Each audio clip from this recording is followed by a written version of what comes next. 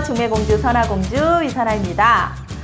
여러분 결혼하기 전에 사주, 궁합 지나가면서 데이트하다가 우리 저기 가서 보자 이런 경우도 있고, 또 부모님이 보고 오셔서 극구 반대하는 경우도 있을 거고, 그래서 그게 굉장히 심각하게 되는 상황도 있죠. 자, 오늘은 결혼 전에 사주 궁합 안 좋았다, 상대와 어떻게 할 것인지에 대해서 한번 고민하는 시간을 갖고자 합니다.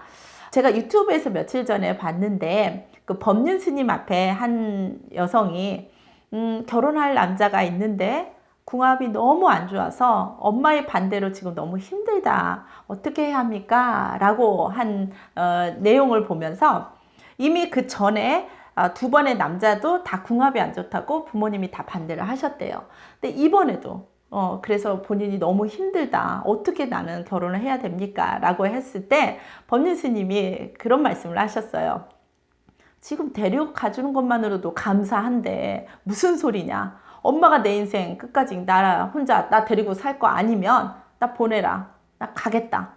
보아하니 딸도 그렇게 대단한 거 아닌데 얼마나 대단한 사람 만나려고 하는 거냐, 무조건 이 결혼은 해라. 다만 남자 믿냐, 그 사람에 대해서 사람이 괜찮다고 생각하냐, 이런 얘기를 물어보니까 여성분이 괜찮다고 좋다고, 그럼 해라.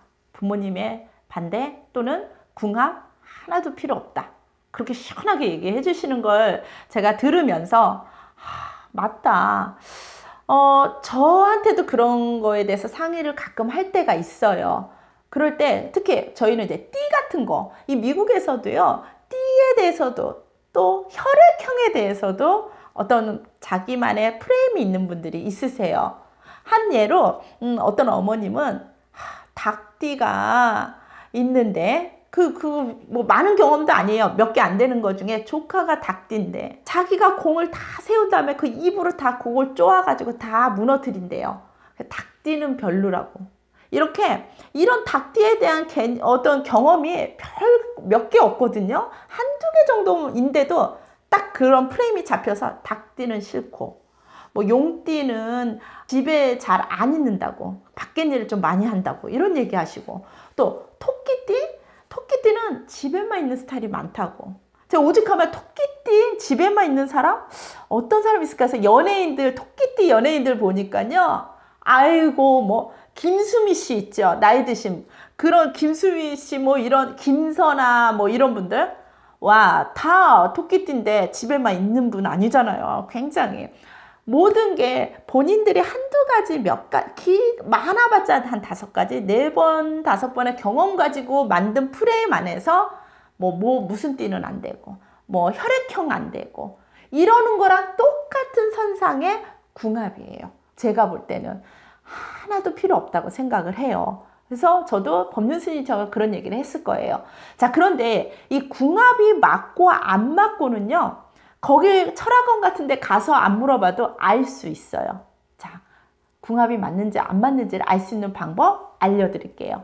그냥 뻔한 거예요. 자, 우선 내가 이 사람하고 궁합이 안 맞는다? 첫 번째, 서로 생각이 틀려요. 만나면서 얘기를 하면 무슨 얘기를 해도 나하고 생각이 너무 달라. 그러니까 틀리고 맞고 옳고 그름 이런 문제가 아니라 어떤 사소한 문제라도 나하고 생각이 너무 틀린 거야. 바라보는 시각, 가치관이 틀리다 보면 어때요? 그거를 한 사람이 죽지 않는 이상은, 받아들이지 않는 이상은 계속 다투고 뭔가 논쟁거리가 되겠죠. 그럼 이 사람들은 만났다면 싸우고 말을 안 하는 게 나아. 이런 분들이 결혼하면 나중에 몇 마디만 하면 우린 싸움으로 가요. 이럴 수 있다니까요. 그거 이미도 여러분이 볼 수 있어요. 그래서 가치관, 시각이 다르다라는 거, 틀리다가 아니라 다르다? 그럼 그것도 한번 생각해 봐야 된다라는 거죠. 자, 두 번째는요, 서로에 대한 신뢰감이 없어요. 자, 만나다 보면은요, 저 사람이 저게 진심일까? 또는 헤어지고도 친구랑 만난다는 거, 친구랑 만나는 거 맞을까? 이 시간에 왜 전화를 안 받지? 이런 식으로 아주 사소한 거예요. 원인은 뭔가 있겠죠. 몇 번의 그런 것들을 봤겠죠. 그런데 이제 믿어줘 라고 했을 때 믿지 않은 행동을 했거나, 아니면 상대가 그런 의심병이든 뭔가 문제가 있든 서로에 대해서 계속 그 신뢰감이 없어요. 이거는 생각의 가치 이거하고 상관없이 그냥 기본적으로 몇 가지의 어떤 경험을 통해서 상대를 믿지 못하는 거. 이럴 때에도 또 결혼하면 어떻게 하겠어요? 계속 연장이 돼요. 그러니까 그런 어떤 신뢰감 없을 때에도 궁합이 안 맞는다? 즉 성향이 안 맞는다? 우리가 볼 수 있지요. 자, 세 번째는요. 어떤 문제가 이제 생겼어. 우리가 갈등할 수 있죠. 의심 생길 수도 있고 가치관이 틀릴 수 있어요. 그럼 문제가 생겼다 하면 이 해결 방법에 대해서 갈등이 생길 때, 이럴 때에도 서로 궁합이 안 맞는 거예요. 자, 옳고 그른 거 다 상관없이 어떤 문제가 생기잖아요. 그러면 이걸 어떻게 해결하는지 해결에 중점을 둬야 되는 부분에서 어떤 사람은 원인에 너 왜 그랬냐? 이거 이렇게 하지 말걸. 왜 그렇게 했는지 원인에 대해서만 극구 거기에 초점을 맞추고, 또 누군가는 틀릴 수 있다는 거죠. 해결 쪽에 초점을 맞지 않고요. 그러다 보면은 갈등은 계속 생길 수 있지요. 자, 네 번째는요. 사랑이라고 생각하는 이것이 정말 사랑이 아니라 집착일 수도 있고, 또 연민이 가장 많은 것 같아요. 불쌍해서. 이렇게 눈물 흘리면서 애원을 하는 이 사람을 내가 뭔데 이 사람을 받아줘야 되지 않을까? 결혼하면 좀 나아지겠지. 이런 연민. 그 진짜 중요해요. 그리고 또 어떤 이 사람과 이렇게 해서 헤어졌을 때 다시 내가 혼자 되는 거. 이거에 대한 두려움. 너무 싫단 말이야. 그러니까 웬만하면 가려고 하는 마음. 이런 집착, 연민 같은 거, 착각. 여기에서 오는 거는 결국은 궁합이 안 맞겠죠. 자, 지금 네 가지를 말씀드린 것처럼요. 연인이라면, 그리고 궁합이 맞는다라면 어떤 상황이라도 편안함이 있어요. 안정감이 있어요.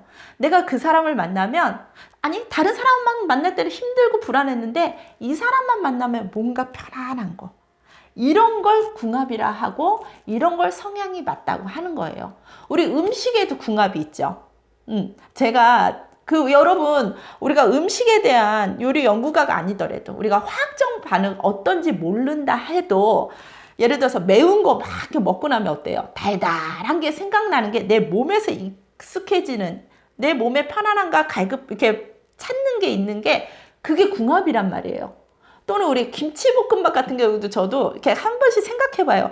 우리가 김치볶음밥을 막 해서 먹을 때 거기에 사이드에 뭐 맛있는 김치 깍두기 이런 반찬보다는 계란 후라이를 딱 얹어서 같이 먹을 때 이 궁합이 딱 맞아요. 그럼 저는 가끔 이런 걸 어떻게 알고 우리가 이렇게 계란 후라이를 얹은 김치덮밥 이런 게 어떻게 알았을까? 이런 생각 혼자 이렇게 별거 아닌 거지만 참 궁합이라는 거, 내 입맛이라는 게 참 신기하다 이런 생각하는 것처럼 알지 못해. 왜 그런지 모르겠지만 그냥 그 사람을 만나면, 그걸 먹으면, 뭔가를 하면 편안하고 그 다음에 딸려오는 그 편안함이 있다라는 거죠. 하물며 여러분들한테도 그게 있다는 거죠. 편안함과. 그런 사람을 찾아야 되는데 지금 현재 고민 중이거나 뭔가 궁합이 안 맞다? 그러면 그 원인도 한번 보면서 정말 그 안 맞는 거에 대한 그 원인들이나 이런 것들을 한번 보고 이게 극복될 수 있는 건지 아닌지를 한번 여러분이 충분히 볼 수 있다는 거죠. 자, 여러분들 한 사람 한 사람 유니크한 거예요.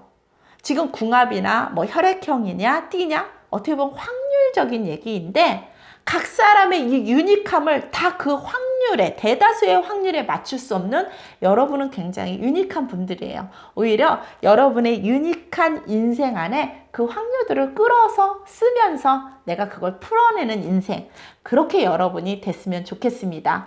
궁합에 너무 연연해 하지 마시고요. 여러분이 풀어나갈 자신 있으면 하시는 거예요. 다만 자신이 없어, 뭔가 나는 좀 기가 얇고 뭔가 이렇게 좀 흔들리는 사람이야 라고 자신을 안다면 그런 거 보지도 마시고 듣지도 마세요. 듣고도 별거 아니다고 그냥 치고 넘어가면 충분히 할 수 있어요. 일례로 저도 궁합이나 뭐 사주 이런 얘기에서 만약 그것만 믿었다? 저는 그러면 지금 재벌이래요. 근데 재벌 아니거든요.